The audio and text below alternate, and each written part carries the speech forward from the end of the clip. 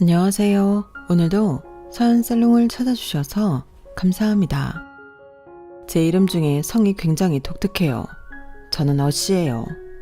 혹시 어씨 성을 가진 이름 들어보셨나요? 어릴 때는 어류다, 어패류다 이러면서 놀림도 많이 받았었죠. 그런데 꼭 짓궂은 친구들 때문만은 아니었어요. 제 성이 당연히 아빠한테서 따온 것일 텐데 우리 아빠가 엄마에 대한 의처증이 너무 심해서 사람을 거의 말려 죽일 만큼 괴롭혔거든요. 그래서 아빠로부터 물려받은 이씨 성도 싫어했었어요. 의처증. 그거 정말 무서운 병이더라고요. 아빠의 의처증 때문에 엄마가 많이 시달렸었죠. 불행인지 다행인지 아빠는 이른 나이에 돌아가셨어요. 어쨌든 그 귀한 이름 덕에 거의 지옥행 급행열차에서 가까스로 탈출할 수 있게 되었어요. 어렸을 적 잠깐 만났던 지인이 제 이름을 기억해준 덕에 절 구해주었거든요. 전 성인이 되어 모든 게 가짜인 남자와 결혼할 뻔했어요. 무려 신부 입장까지 다 하고 핑크빛 미래만 꿈꾸고 있었죠. 물론 결혼 전에 찜찜한 점이 한두 가지가 아니었지만 키 크고 잘생긴 남편만 바라보고 모든 걸 다 극복할 수 있을 줄 알았죠. 전 세상에 노력해서 안 되는 건 없다고 생각했거든요.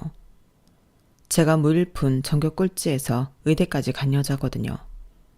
열악한 환경 속에서 죽도록 공부해서 의대에 합격했을 때 성취감이 엄청났죠. 그러니 세상에서 안 될 게 없다고 생각했던 거예요. 그런 저도 작정하고 절 속여 먹으려던 남자를 만나게 되니 홀딱 넘어가게 되더라고요. 게다가 그 남자는 요즘 잘 나가는 남자 연예인 뺨치는 외모에 후광이 비쳤죠. 게다가 차문이 위로 열리는 슈퍼카를 갖고 있었고 심지어 제가 병원 개업하는데 큰 도움을 줬어요. 물론 개업 비용을 대준 건 아니고 여러 전문가들을 연결해줬어요. 저도 그동안 벌어놓은 돈은 조금 있었으니 그 돈으로 개업을 하게 되었어요. 남친은 그 과정을 정말 매끄럽게 처리해 주었기에 믿음직스러웠죠. 물론 경제적인 조건이나 외모만 본 건 아니었어요. 돈은 의사로서 제가 벌면 되니까요. 그 남자가 얼마나 절 끈깃하게 아껴줬는지 몰라요.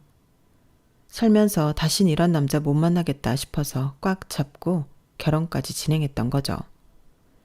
나름 제 머리와 제 판단을 믿고 결정했던 건데 참 일이 이렇게 틀어져 버릴 줄은 몰랐네요. 결혼할 배우자간 고를 때는 내 두 눈 부릅뜬 것도 모자란 것 같아요. 반드시 제3자의 눈으로 객관적으로 다 뜯어보고 선택해야 하는 것 같네요. 제 나이 어느덧 30대 초반이 되었는데 향후 2, 3년은 남자 안 만나고 일만 하고 살 생각이에요. 요즘은 30대 중반에도 결혼해서 아이 잘 낳고 살잖아요. 저희 엄마는 더 나이 들기 전에 얼른 딴 남자 만나보라고 선주선해주고 난리세요. 여자는 의사고 뭐고 나이가 무기라면서 말이죠. 근데 전 지금 당장 마음의 상처가 너무 깊게 패여 좀 회복할 시간이 필요할 것 같아요.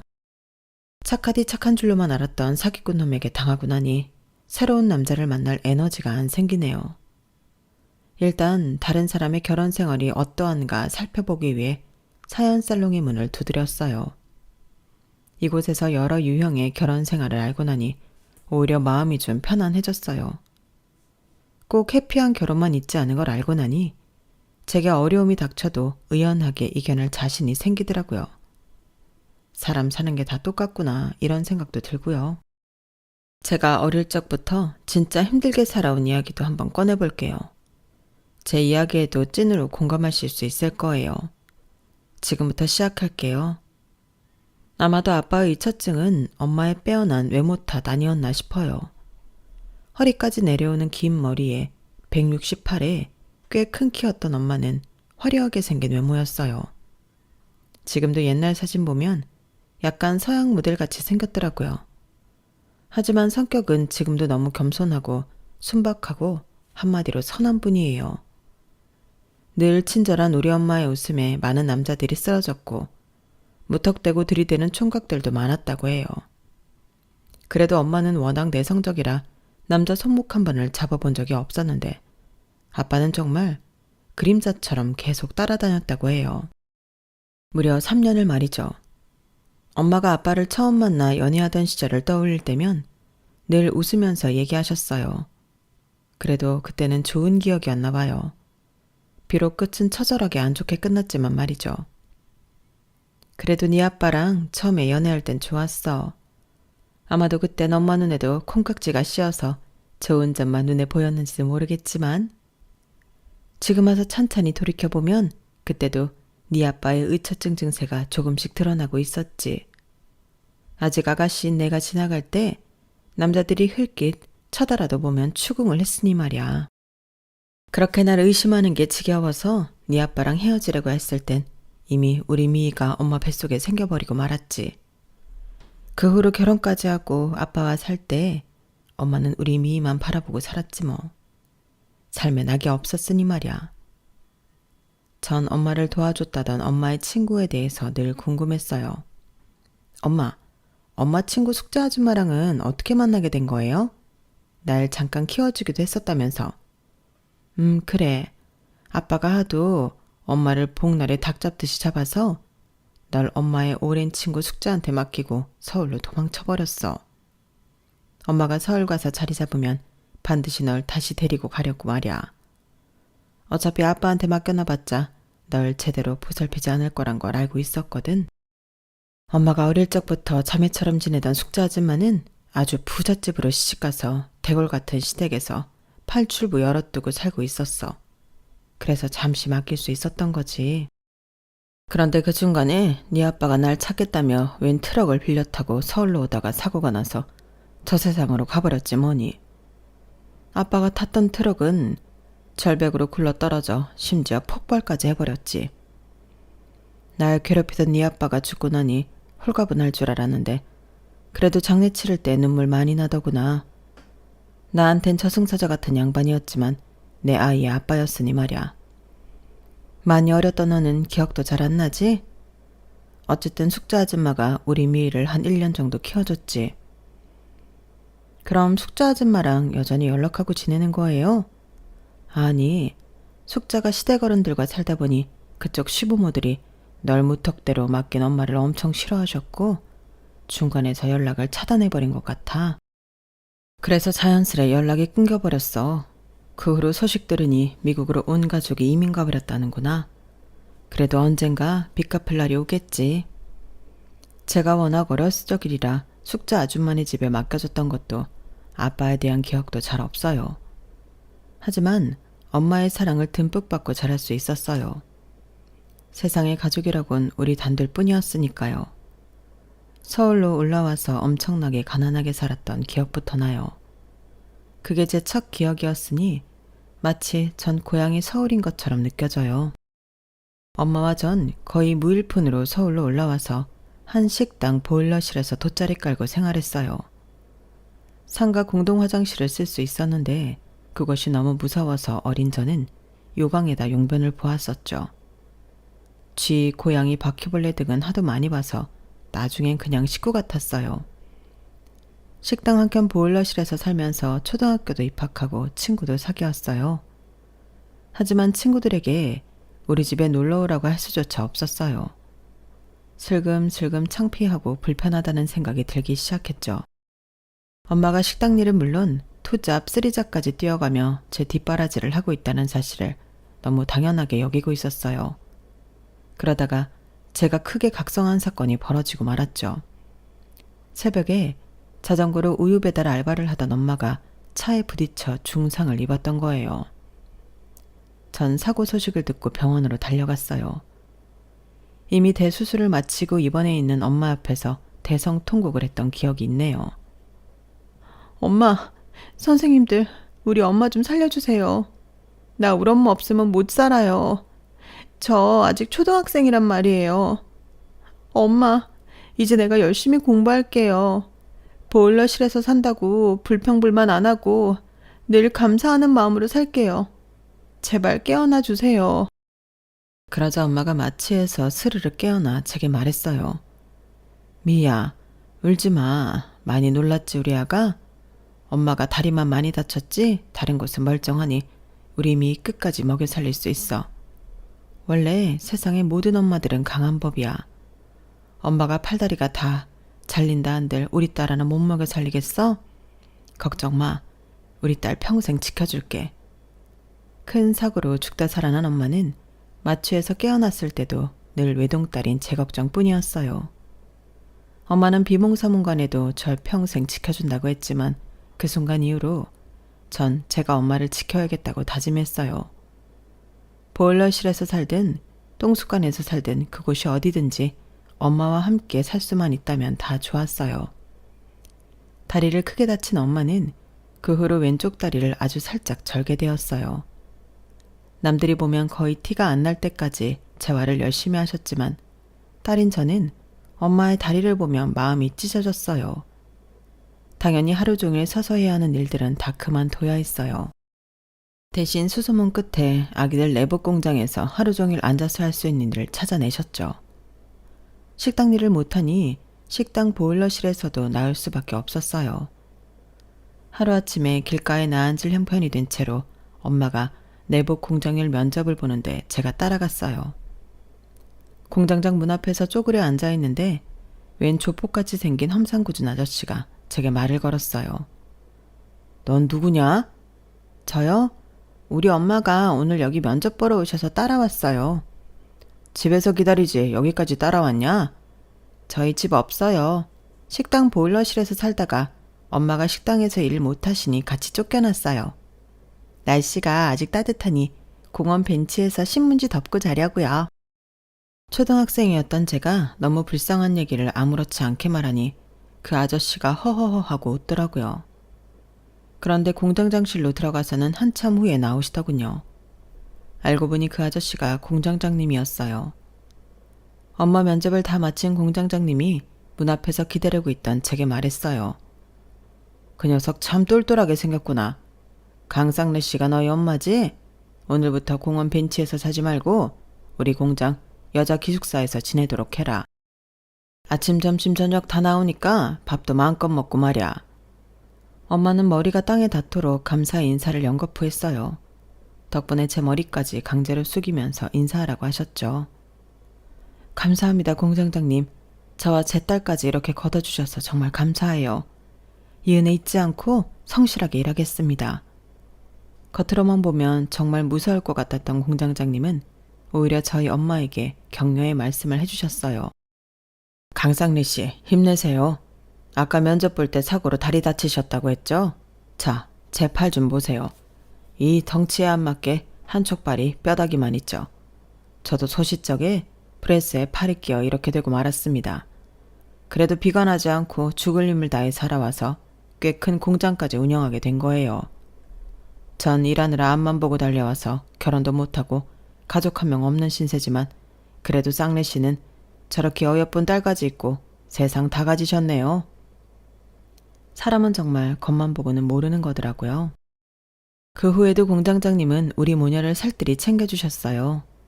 제가 조금이라도 일을 도울 때면 학생인 제게도 수당을 주셨죠. 우선 살 공간이 해결되니 그나마 숨통이 트였어요.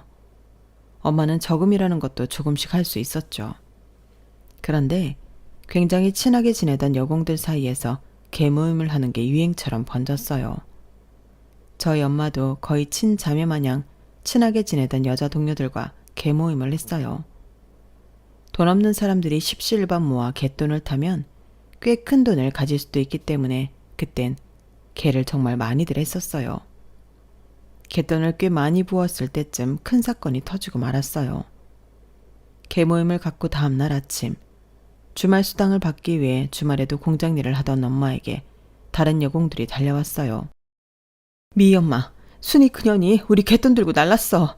야밤에 기숙사에서 짐 다 빼서 연락 두절이라고. 우리 돈 어떡해.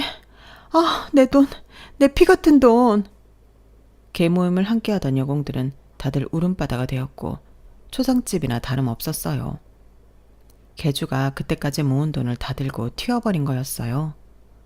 엄마가 힘들게 내복 공장에서 일하면서 번 돈이 하루아침에 빵원이 돼버린 거죠. 큰 충격을 받은 엄마는 그 자리에서 쓰러졌어요. 엄마 119 좀 불러주세요. 우리 엄마 죽어요. 얼른요. 엄마는 병원에 실려가서도 한동안 깨어나지 못했고 전 엄마를 간호해야 했어요. 세상에 엄마와 저 우리 둘뿐이었으니까요. 학교에는 사정을 말하고 자퇴서를 제출했어요. 엄마가 깨어난 후에도 엄마를 기숙사에서 충분히 쉬게 하고 제가 공장에 나가 엄마 몫을 다했어요. 그동안 어깨너머로 배워온 것들이 있으니 일은 그리 어렵지 않았어요. 다만 엄마와 공장장님의 강한 만류와 다시 학교로 돌아가라는 압박이 오히려 절 혼란스럽고 힘들게 했어요. 심지어 공장장님은 이렇게 말했어요. 미야, 너희 엄마가 충격으로 당분간 일하지 못한다 하더라도 내가 월급 그대로 다 줄 테니 그냥 학교로 돌아가라. 학생이 이게 뭐 하는 거야? 요즘 사회에서 고등학교도 안 나온 사람 받아줄 것 같아? 지금 당장 몇 푼 버는 게 중요한 게 아냐. 어? 공장장님, 말씀은 감사하지만 학교 나가는 시간이 아까워요. 저도 공장에서 일하면서 돈 벌게 해주세요. 공부는 검정고시로 대체할게요. 저 자신 있어요. 믿어주세요. 사실 공부에 대한 자신은 없었어요. 공부에 별로 취미가 없는지라 심지어 꼴찌도 해봤거든요. 사실 제대로 공부를 하거나 시험 준비를 해본 적도 없었죠. 그런데 한창 공장 일에 매진하고 검정고시 준비는 하지도 않고 있을 때쯤 제 인생의 터닝 포인트가 된 작은 계기가 생겼어요. 공장에서 일하는 노동자들이 계급프로를 보기 위해 TV 앞에 몰려있을 때 어떤 언니가 밥상 위에 책을 펼치고 공부를 하고 있는 게 아니겠어요? 전 호기심에 그 언니에게 물어봤어요. 언니는 TV 안 봐요? 근데 지금 무슨 공부하는 거예요? 난 나중에 약사가 되는 게 꿈이라 수능 준비하고 있는 거야. 미, 넌 이 공장에 뼈를 묻을 생각이야? 그게 아니라면 너도 공부 시작해. 난 20대 중반 넘어서 공부 다시 하려니 머리가 지끈거린다. 아직 10대인 넌 나보다 훨씬 머리가 잘 돌아갈 거 아냐. 그때 뭔가 머리에서 종이 울리는 듯 했어요. 전 제가 공장에서 계속 일하거나 장사를 할 생각만 했지 언감생심, 전문직은 꿈도 안 꿔봤거든요. 그런데 무려 약사라니. 그 언니가 참 대단해 보였어요. 그날 이후로 서점에서 검정고시 책을 사서 일하지 않는 모든 시간에 공부를 하기 시작했어요. 잠도 4-5시간 정도로 확 줄이고 심지어 공장 일을 하면서도 영어 단어를 외우고 틀렸던 문제를 적은 노트를 가져와서 몰래 외우곤 했어요. 지나가던 사람이 보면 절 미쳤다고 했을 거예요. 계속 중얼거리며 머릿속에서 공부한 내용을 되뇌이곤 했거든요. 그렇게 노력한 끝에 검정고시는 정말 수월하게 통과할 수 있었어요. 그렇게 시험 하나를 패스하니 대학에 욕심이 나기 시작했어요. 왜 예전에 공부가 가장 쉬웠다는 류의 책들이 있었잖아요. 그게 무슨 말인 줄 전 잘 알아요. 저는 일하면서 동시에 공부까지 해야 했으니 그때 제가 세상에서 가장 부러운 사람이 공부에만 오롯이 매진할 수 있는 고3들이었죠. 어쨌든 그들과의 경쟁에서 이겨야 했으니 전 잠을 줄여가며 마치 자신을 학대하듯이 공부를 해야 했어요. 그러다 보니 아침에 세수를 하고 나면 세면대가 핑크빛이 돼 있었어요. 코피를 달고 살았죠. 진작에 몸을 회복하여 함께 공장에서 일하고 있던 엄마가 절 말릴 정도였어요. 미야, 제발 공부 그만하고 잠 좀 자. 너 이러다 죽겠어. 저도 쉬고 싶고 자고 싶었어요. 그런데 그렇게 공부를 하다 보니 모의고사를 보면 성적이 쭉쭉 오르는 게 보이더라고요. 아주 가끔이었지만 어떤 때는 전과목에서 10개 미만으로 틀릴 때도 있었어요. 그러자 제 목표도 점점 상향되어 의대를 꿈꾸게 되었죠. 계획했던 수능날이 다가오고 모든 공장 사람들의 격려 속에 수능을 쳤지만 결과는 만족스럽지 못했어요. 물론 꽤 잘 나오긴 했지만 의대 갈 성적은 아니었어요. 그런데 이미 제 욕심의 불은 활활 타오른 상태였기에 중대 결정을 내렸어요.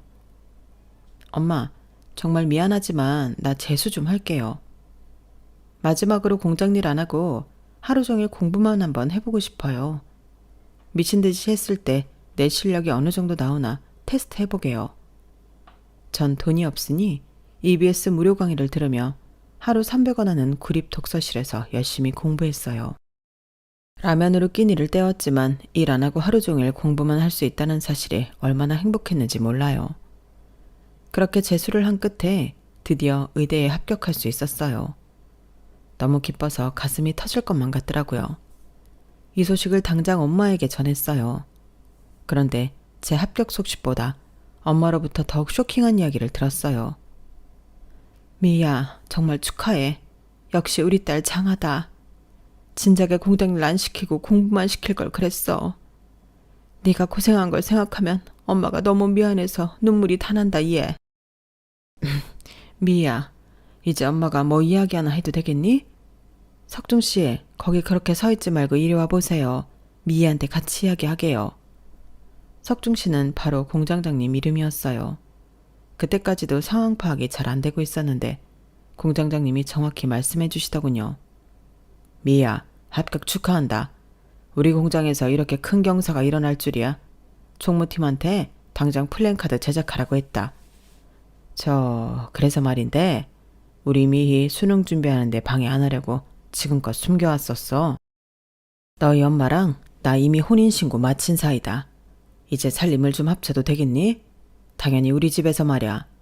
미희 너도 다 같이 살면 어떻겠니? 너무 갑작스럽나? 이거 참. 전 너무 놀라웠지만 한편으론 반가웠어요. 그래서 냅다 공장장님께 아빠라고 부르며 와락 안겨버렸어요. 아빠, 그럼 저 이제 공장장님한테 아빠라고 불러도 되는 거죠? 저희 엄마 챙겨주셔서 너무 감사해요, 공장장님. 아니, 아빠는 저희 모녀에겐 생명의 은인이나 다름없어요. 제가 딸로서 평생 잘 모실게요. 그 후로 엄마 새아빠와 한 집에서 살게 되었어요. 새아빠는 밑바닥 무일푼에서 꽤 큰 공장까지 운영할 정도로 성실하고 능력 있는 분이었어요. 돈을 허투루 쓰지 않고 차곡차곡 모아 공장에서 투자하고 부동산에서 투자해왔기에 노후 대비를 단단히 해오신 분이었죠. 그런 믿을만한 분과 우리 엄마가 재혼을 한다는 점이 좋았어요. 그때 당시 우리 엄마와 새아빠의 나이가 40대 초중반이었는데 두 분 금슬이 좋았던지 축복 같은 늦둥이가 생겨난 거 있죠? 덕분에 저는 거의 20살 차이 나는 남동생이 생겼어요. 동생 덕분에 집안에 웃음꽃이 피어나더군요. 사실 어른들끼리 있으면 그렇게 웃을 일이 많지는 않잖아요. 그런데 아기 한 명이 태어나니 어찌나 사랑스럽던지 똥을 싸도 귀엽고 너무 예뻤어요. 동생과 마냥 함께 놀아주고 싶었지만 전 의대 졸업 후 인턴, 레지던트 과정을 밟느라 집에 제대로 들어갈 수조차 없는 날들의 연속이었어요. 단순히 우리 엄마 뼈가 안 좋으니 엄마를 고쳐주겠다는 마음으로 정형외과에 지원했는데 여자 의사로서 참 힘든 곳이었어요. 그래도 종합병원에서 레지던트로 근무하며 사명감으로 일했죠. 20대 후반이 되도록 제대로 된 연애도 한번 못 해본 것 같아요. 하도 쑥맥이라 연애를 하면 큰일 나는 줄 알았거든요. 식구들의 기대에 충족하기 위해 무조건 연애보다는 공부와 일을 택했어요. 사실 제 욕심에서 그랬는지도 모르겠어요. 보란듯이 꼭 성공하고 싶었죠. 그러던 어느 날 일에 치여 지쳐가고 있을 때쯤 웬 남자 탤런트가 병원에 검진하러 왔더군요. 너무 잘생겨서 당연히 TV에 나오는 배우인 줄 알았어요. 그런데 자기네들끼리 쑥덕이던 간호사들 얘기를 얼핏 들으니 굉장히 돈 많은 일반인이라고 했어요. 아까 봤는데 글쎄 뚜껑이 옆으로 올라가는 슈퍼카를 타고 왔지 뭐야? 그거 몇 억씩 하는 차일 텐데 저렇게 잘생겼는데 돈까지 많은가 봐. 이야, 완벽한 남자네 진짜.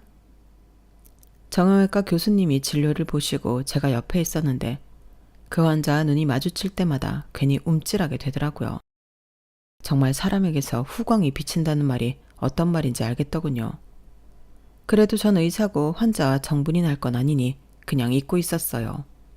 그런데 바로 그 다음날 그 남자로부터 전화가 왔어요. 어미 선생님 전화번호 맞죠?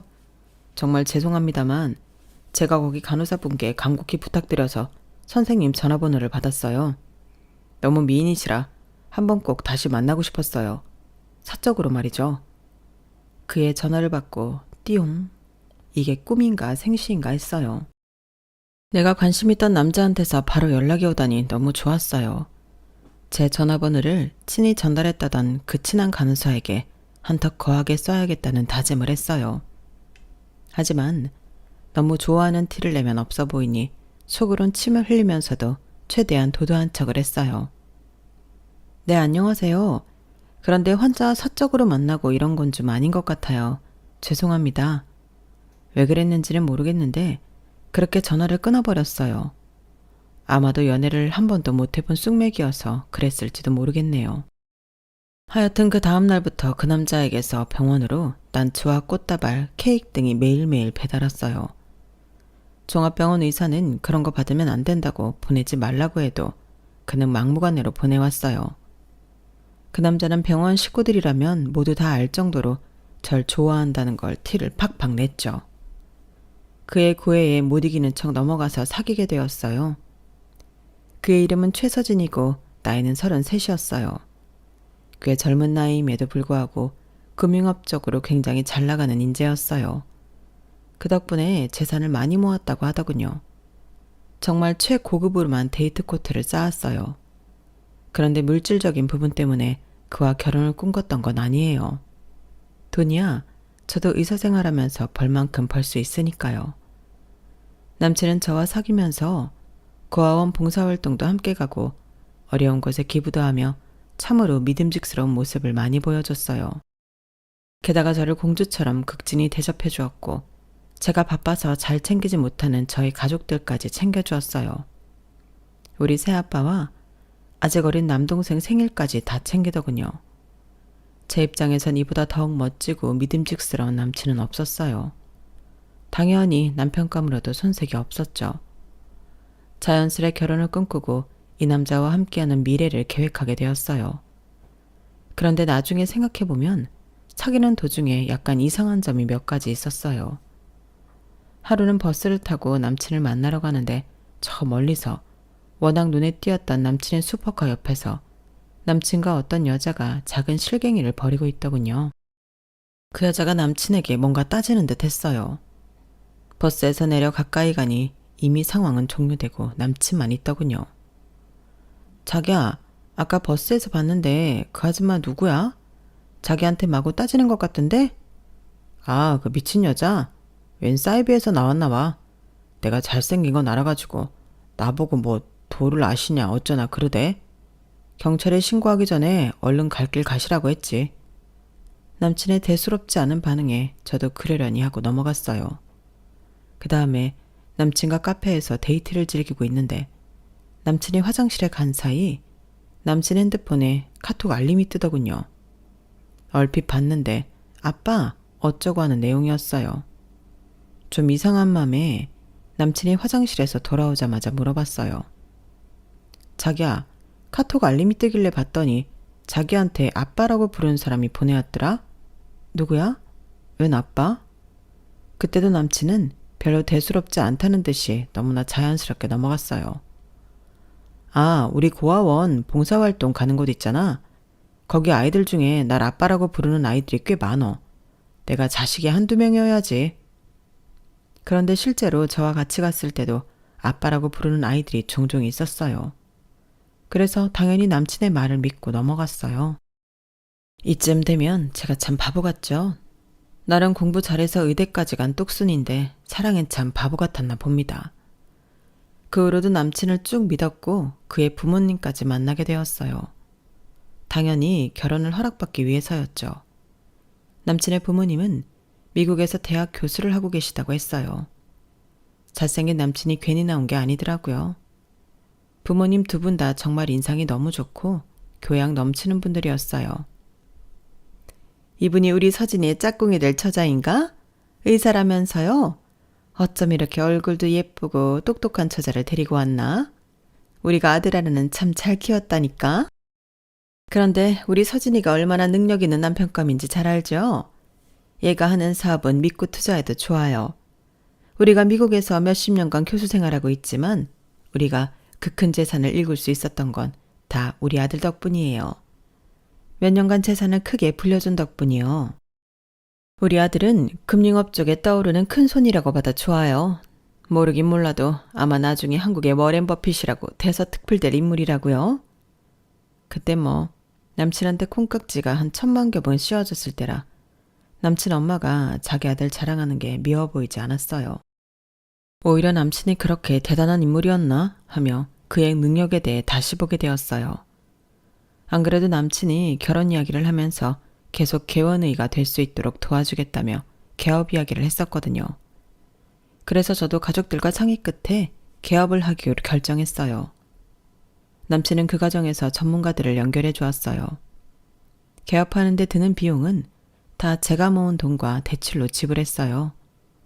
주위에서는 슈퍼카 타고 다니며 잘 나가는 금융맨이 남친이 개업 비용을 다 대준 줄 알더라고요. 하지만 아직 결혼한 사이도 아니고 남친한테 신세지기 싫어서 다 제 돈으로 했죠. 어쨌든 복잡 단안한 준비 과정 끝에 개원을 했고 다행히 제가 친절한 성격이었기에 환자가 금세 늘어서 빠르게 자리 잡을 수 있었어요. 일단 병원을 좀 안정화시켜 놓고 다시금 결혼 준비로 돌아왔어요. 모든 일이 진짜 바쁘게 돌아갔죠. 청첩장까지 다 돌리고 양가 상견례까지 마쳤어요. 예비 시부모들과 우리 엄마, 새아빠, 어린 동생까지 하하호호 덕담이 오고 가는 상견례였어요. 모든 게 완벽하다고 생각했죠. 그렇게 시간은 흘러 결혼식 전날이 되었어요. 두근두근하는 마음과 동시에 내일 결혼식만 잘 치르면 된다는 마음으로 가족들과 TV를 보고 있는데 홈쇼핑 갈비탕 광고에서 익숙한 얼굴의 노부부가 만나게 갈비탕을 먹고 있었어요. 모르는 사람이라고 하기엔 너무 익숙했어요. TV에 가까이 얼굴을 들이밀고 관찰했죠. 어머나, 우리 어머님 아버님 아니야? 저기서 뭐하고 계시는 거야? 홈쇼핑 방송에서 왜 갈비탕을 먹고 있는 거야? 혹시 알바로 모델 일이라도 하는 건가? 바쁜 결혼식 전날 이게 뭐지? 가족들도 의아해하기 마찬가지였어요. 전 바로 남친한테 전화를 했어요. 남친이 결혼식 전날이라 본인도 바빴는지 전화를 안 받길래 장문의 카톡을 마구 날렸어요. 어머님 아버님이 홈쇼핑에 나오시는데 이게 무슨 일이야? 한국에 잠깐 나오셨을 때만 모델 일이라도 하시는 거야? 남친의 답장은 너무 심플했어요. 우리 미희가 결혼식 전날이라 긴장해서 헛것을 봤나 보네. 두 분 다 미국 대학 교수님들이고 재력이 있으신 분들이 굳이 웬 모델 알바까지 하시겠어? 게다가 하나뿐인 아들 결혼식 전날에 말이야. 얼른 자요 우리 이쁜이. 내일 메이크업 샵에서 만나자고요. 전 갑자기 남친의 모든 게 의심스러워지기 시작했어요. 바로 홈쇼핑 회사로 전화를 해봤지만 요즘엔 개인정보 보호가 강화되어 제가 원하는 바를 알려줄 수 없다더군요. 남친이 졸업했다는 대학에도 전화를 해봤지만 역시나 마찬가지 대답이었어요. 그래, 내가 결혼식 앞두고 너무 예민해진 탓일 거야. 남친을 못 믿으면 누굴 믿겠어? 얼른 잠이나 자자. 내일 가장 예쁜 모습으로 결혼해야 하니까 말이야. 이런 마음으로 오지 않는 잠을 억지로 청했어요. 새벽 5시가 되고 일찌감치 메이크업 샵으로 향해야 했어요. 막상 내 결혼식에 와준 여러 사람들을 보니 설레기 시작하더군요. 어제 살짝 안 좋았던 의심과 부정적인 마음이 가시는 듯 했어요. 긴장되는 마음으로 신부 입장을 했어요. 먼저 듬직하게 입장에 있는 남친의 모습을 보니 진짜 우리가 결혼하는구나 하는 느낌이 들어 뭉클하기까지 했어요. 새아빠의 손을 잡고 한 걸음 한 걸음 나아가는데 남친에게 거의 다 왔을 때쯤 뒤에서 큰 소리의 고성이 들렸어요. 이 결혼 절대 안 돼. 미희야, 빨리 도망쳐. 저를 비롯한 친정 식구들이 일제히 큰 소리 나는 곳을 쳐다봤어요. 그러자 역시나 당황한 남친이 원망 섞인 목소리로 부르더군요. 아, 고모. 제게 소리친 사람은 바로 저의 시고모 될 사람이었어요. 저는 전혀 알지 못하는 사람이 제 이름을 부르며 도망치라니까 뭔가 이상했어요. 그런데 그 시고모 뒤로 3명의 아줌마들과 3명의 아이들이 남친에게로 뛰어왔어요. 각자 손에 뭔가를 든 채로 말이죠. 그 후로 우리 결혼식장은 아수라장이 되고 말았어요. 그 아줌마들은 말쑥하게 정장을 차려입은 내 남친의 멱살을 잡으며 그에게 쓰레기를 퍼부었어요. 이렇게 외치며 말이죠. 야, 이놈의 인간 말종아. 개새끼. 너 우리랑은 결혼식도 안 올리고 사실혼으로 각각 아기까지 낳고 살았으면서 이 여자랑은 호텔 결혼식을 올려? 그것도 총각 행사하면서 말이야? 몰래 결혼식 올리면 우리가 모를 줄 알았냐? 네 고모가 피해자인 우리를 다 불러 모아서 너 결혼식 장소랑 시간 다 알려줘서 왔다 이놈아. 3명의 각기 다르게 생긴 아이들까지 울면서 난리를 쳤어요. 아빠, 나랑 엄마를 놔두고 다른 아줌마랑 결혼하려고 했어요? 왜요? 대체 왜? 아수라장인 와중에 시고모라는 분이 내 손을 잡고 우리 친정엄마한테로 끌고 갔어요. 시고모와 친정엄마는 서로 얼싸안고 울더라고요. 쌍내야, 나 숙자야, 김숙자. 나 기억하지? 내가 널 얼마나 찾았는지 몰라. 저놈의 조카 새끼가 고모인 내 돈을 엄청나게 삥땅 쳐서 잡으러 집에 쳐들어갔더니 웬 청첩장이 있길래 봤지. 아, 그랬더니 거기에 김쌍래의 딸 어미희 이렇게 적혀있는 게 아니겠니? 우리 미희를 내가 1년간 키워줬었잖아. 기억하지? 내가 어떻게 너희 모녀를 잊을 수 있겠니? 저놈은 인간 말종이야. 내 조카지만 인간 쓰레기라고. 절대 결혼하면 안 돼. 내가 이 결혼 어떻게든지 막으려고 저놈한테 당한 피해자들 싹 다 찾아서 같이 데려왔어. 저희 친정엄마도 울부짖으며 고마움을 전했어요. 아우, 숙자야. 내가 의처증인 전남편한테 맞고 도망 다닐 때 우리 미희 데려다 키워줬던 은혜를 어찌 갚을까 했는데 그 후로 너희 집에 연락을 많이 해봤는데 시댁 어른들이 날 너무 싫어해서 다 차단해버리더라고. 나도 널 찾고 싶었지만 단념하고 말았지. 이렇게 다시 널 만나게 되어 너무 좋다. 그리고 우리 딸을 수렁에서 구해줘서 정말 고마워. 난 저 사이될 놈이 완벽한 총각인 줄 알았어. 알고 보니 허우대만 멀쩡한 놈이었구나. 고맙다. 고마워. 알고 보니 남친의 본명은 최서진이 아닌 김기봉이었어요. 이름뿐 아니라 모든 것이 가짜였죠. 정신 차리고 시부모님 석을 봤더니 이미 가짜 부모님들은 도망가고 없더군요. 그냥 알바생일 뿐들이었어요. 하객들도 모두 가짜였고요. 남친의 고모로부터 모든 사실을 알 수 있었어요. 미야, 김기봉이 저놈이 각기 다른 사실론으로 애가 3명이나 있는 버러지 같은 놈이야. 저 피해자 여자들한테 돈도 얼마나 많이 뜯어갔는지 몰라. 오죽하면 고모인 나한테서도 사기를 쳐서 몇 억을 뜯어갔겠니. 기봉이네 엄마 아빠는 열차 사고로 어렸을 적에 돌아가셨어. 혼자 남은 기봉이가 불쌍해서 어렸을 적부터 엄마처럼 키워줬구만. 은혜를 웬수로 갚는구나. 혹시 저놈한테 흘러들어간 돈 있니? 투자 명목으로 말이야. 아니에요. 아직 없어요. 제가 의사인데 개원하라고 하도 성화여서 개원은 했어요. 아마 그 후로 제가 돈 벌면 다 뜯어갔겠죠 뭐. 아, 아직도 심장이 벌렁벌렁하네요. 숙자 아줌마, 옛날부터 정말 뵙고 싶었는데 이렇게라도 만나게 되어서 아무튼 너무 좋네요. 어렸을 적에 1년이나 절 맡아서 키워주신 거 들었어요. 진심으로 감사드려요.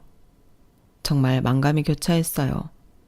믿었던 남친한테 뒤통수를 세게 맞은 날에 나의 은인을 만나게 되었으니 기분이 묘했죠. 정신을 차리고 나서는 일단 경찰을 불렀어요. 그 후로는 변호사까지 선임해서 김기봉, 이 새끼를 콩밥 먹이는 데 집중하고 있어요. 피해를 본 다른 여성들과 함께 공동소송으로 진행하고 있죠. 결혼 한번 하려다 인생 망칠 뻔했네요. 사람은 얼굴만 갖고 판단할 건 아닌 것 같아요. 물론 그 사람 면면을 다 꼼꼼히 보고 결혼을 결정하긴 했지만 처음에 사랑에 빠진 건 바로 그 멀쩡한 허우대였으니 말이죠. 그 허우대는 정말 빈 껍데기일 뿐이라는 걸 다시 한번 깨달았네요. 하여간 개헌을 한 만큼 향후 몇 년간은 일에만 매달리려고요. 벌써부터 저희 엄마는 얼른 선벌하며 닥달이시지만 한 33살까지는 병원 일만 하려고 합니다. 남자한테 아주 학을 떼어서 말이죠. 어쨌든 전남친 이놈에 대한 법원의 판결 나오면 제가 사연살롱에 다시금 후기 올릴게요. 법원에서 사이다 판결이 나오길 기대해봅니다. 그럼 전 다시 일상으로 돌아갈게요.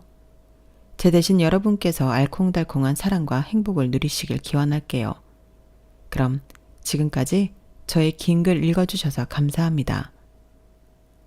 여러분, 사연 댓글에 응원과 현명한 조언 부탁드려요. 좋아요와 구독은 저에게 큰 힘이 됩니다. 오늘도 좋은 일 가득하세요.